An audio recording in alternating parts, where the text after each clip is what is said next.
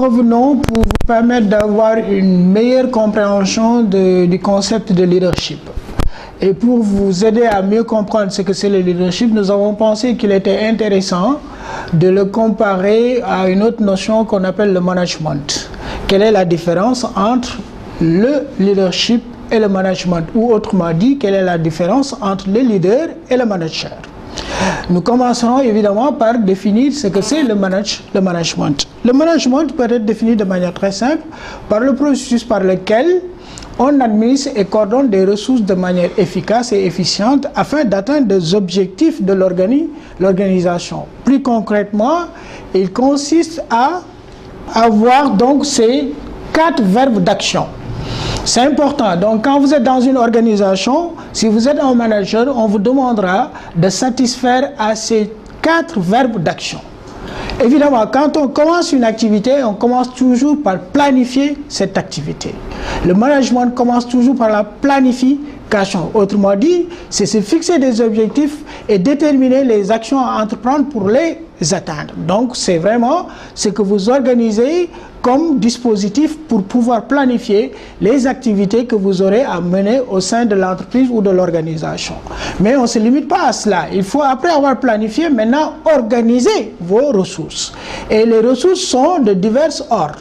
Il y a ce qu'on appelle les ressources naturelles, les ressources humaines, il y a ce qu'on appelle les ressources matérielles, les ressources financières, ainsi de suite. Donc l'ensemble de ces ressources doivent être organisées. Autrement dit, répartir les tâches, les coordonner et faire de telle sorte que l'ensemble des ressources puissent être conjuguées pour l'atteinte des objectifs. Après avoir organisé, maintenant, il s'agira tout simplement de diriger. Diriger voulant dire quoi? C'est-à-dire que la personne qui est le patron de l'entreprise doit pouvoir créer des conditions de motivation et d'enthousiasme au travail pour que les gens arrivent à créer de la valeur. Donc diriger, c'est vraiment influer sur l'enthousiasme des travailleurs, les motiver à atteindre les objectifs. Mais le dirigeant ne doit pas seulement se limiter à diriger. Il faudrait aussi qu'il puisse contrôler l'action qui a été menée au sein de l'entreprise. Donc cela veut dire surveiller, mesurer, faire de telle sorte que le travail qui a été fait puisse être apprécié pour savoir si on est sur la bonne voie ou pas. Donc si on devait aujourd'hui résumer le management, on pourrait tout simplement donc le caler à ces 4 verbes d'action qui sont les suivantes: planifier, organiser, diriger, contrôler.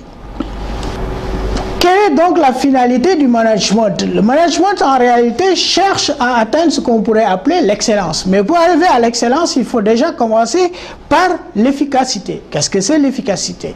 L'efficacité, c'est justement quand on arrive à prendre des ressources, à les mettre donc en conjugaison pour arriver à créer de la valeur. Mais dans un temps déterminé, avec des moyens déterminés et avec un objectif clair. Si vous arrivez à respecter le temps qui est défini pour l'atteinte des objectifs, les résultats et les ressources ou les moyens alloués à cette activité, on peut dire que vous avez été efficace. Mais l'efficacité n'est pas la finalité en soi. Il faut faire de telle sorte que cette efficacité puisse se transformer en efficience. Maintenant, c'est quoi l'efficience? L'efficience, justement, c'est cette qualité supérieure de l'efficacité qui voudrait dire que vous devez optimiser vos ressources, aussi bien financières, humaines que matérielles, pour arriver au même résultat dans un temps encore plus réduit.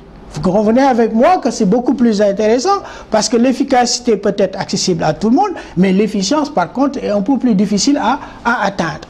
Maintenant, après l'efficience aussi, il ne faut surtout pas penser qu'on a fait le meilleur de ce qu'on pourrait attendre d'un manager. Non, le manager doit toujours tendre vers l'excellence. Mais l'excellence, comme vous devez le savoir, c'est un idéal. Donc si vous voulez, aujourd'hui, je pourrais vous le donner sous forme d'image. C'est des escaliers. Donc plus vous montez, plus vous allez vers l'excellence. Mais quel est souvent le rôle du manager?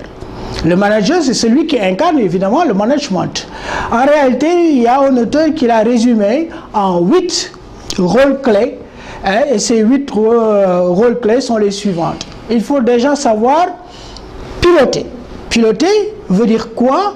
Donc, c'est comme quelqu'un qui est dans son avion. il doit avoir, vous savez, les avions en général, il y a un tableau de bord et il y a plein d'indices, de signaux et de lumières.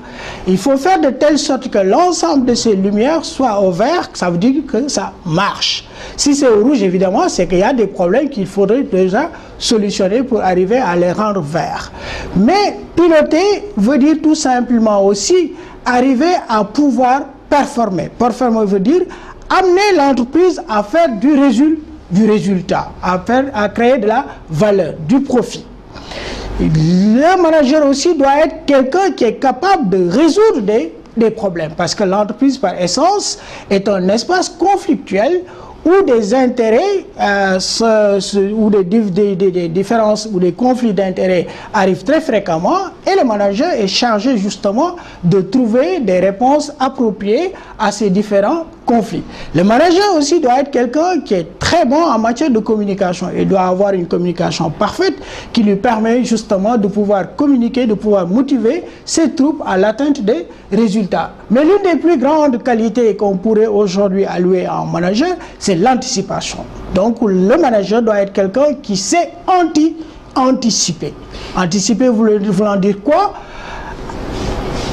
Essayer à l'avance de faire de telle sorte que tous les problèmes auxquels pourrait être confrontée l'entreprise ou l'organisation puissent être gérés en amont pour qu'une fois qu'on soit à cette situation, qu'on ait les possibilités de lever ces contraintes, de régler ces problèmes. Mais le manager aussi, c'est celui justement qui décide. D'ailleurs, on dit qu'en management, le premier rôle du manager, c'est de décider. Donc, il faut savoir prendre des décisions. Savoir prendre des décisions aussi, c'est savoir organiser son équipe. Au-delà de l'organisation maintenant, il faut savoir créer l'animation. Voilà en 8 rôles de pouvoir cartographier le travail, si vous voulez, d'un manager. Nous allons maintenant voir le leader. C'est un rappel. Le leadership, donc, on l'avait défini tout simplement comme étant justement cette attitude qu'une personne peut avoir à influer sur les autres et les amener à atteindre l'objectif qu'il s'est fixé, mais qu'il a fini de vendre à l'ensemble de sa communauté pour que tous ensemble, qu'il aille dans le sens de l'atteinte de ses objectifs. Retenez cela, c'est très important parce que c'est cela qui vous permettra évidemment de pouvoir comprendre la différence qui peut exister entre ce concept et le management. Le leadership donc se manifeste sous deux formes en général. Il y a ce qu'on appelle le leadership formel et il y a ce qu'on appelle le leadership informel. Le leadership informel, je vous donne un exemple, c'est comme un gouverneur dans une ville. Ce gouverneur, il est justement disons, tributaire de ce qu'on pourrait appeler un leadership formel. Parce que du moment qu'il est gouverneur, représentant de l'exécutif dans la ville, il est investi de pouvoir et il ne fait aucun effort, lui, à son niveau personnel, pour incarner ce leadership. Dès qu'il est en uniforme et qu'il se présente comme gouverneur, de fait, il a donc ce leadership. Par contre, le leadership informel dépasse justement le leadership formel. Là, c'est quelqu'un qui, a priori, n'a aucun pouvoir statutaire, mais qui arrive par son comportement, par son charisme, par ses compétences, par sa propre valeur, à faire de telle sorte que les gens le perçoivent comme un leader. Et c'est justement cette perception que les autres ont de lui comme étant un leader qui fait ce qu'on appelle son leadership informel. Informel voulant dire quelque chose qui n'est pas statutaire, mais qu'il a juste travaillé à développer auprès de ses collaborateurs ou en tout cas de sa communauté.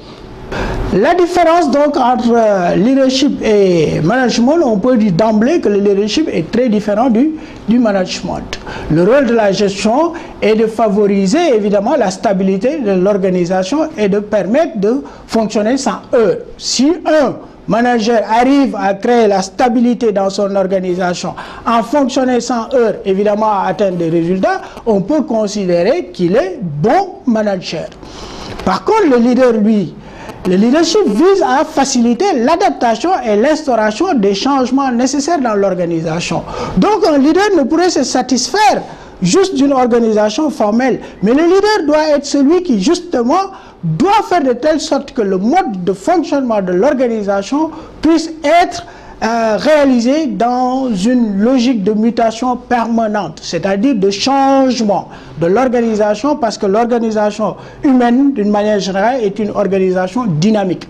Et le leader doit faire de telle sorte que, quand il y a des changements, que ces changements puissent être adaptés et que l'ensemble des travailleurs puissent s'approprier de ces changements pour faire avancer l'entreprise. Donc, vous convenez avec moi qu'il y a une différence fondamentale entre le manager et le leader.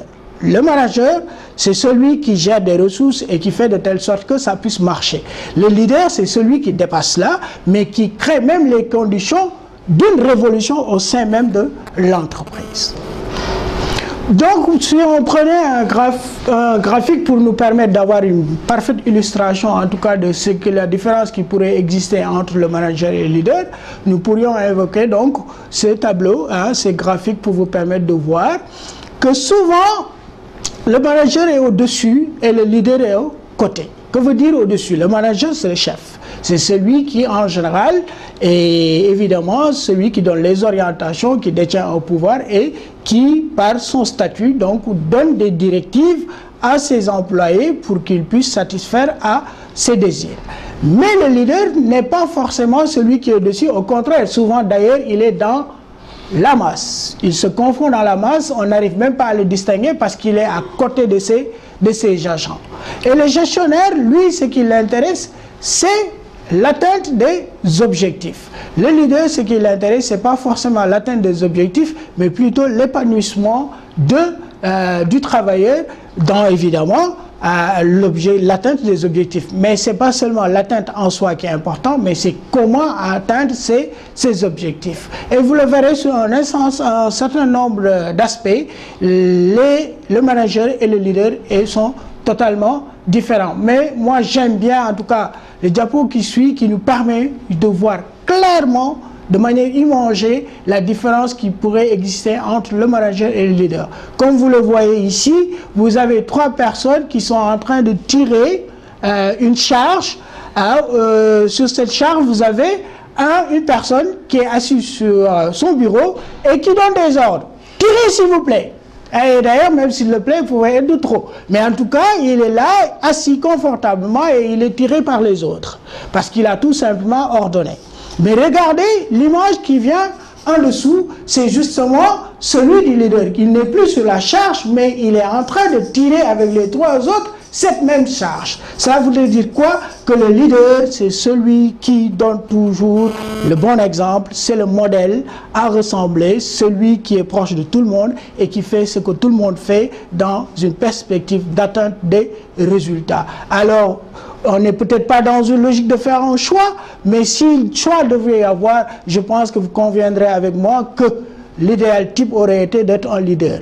À moins que maintenant, certains d'entre vous aiment bien être un boss qui est assis derrière et puis à faire le grand chef et qu'on le tire à tout faire et puis lui, il ne donne que des ordres. C'est vous qui voyez, mais en tout cas, retenez que la différence fondamentale entre le leader et le manager, c'est que le leader, c'est celui vraiment qui est dans la mêlée, qui est avec vous et qui fait de telle sorte que tous les membres de la communauté puissent se retrouver en lui et ensemble atteindre des objectifs.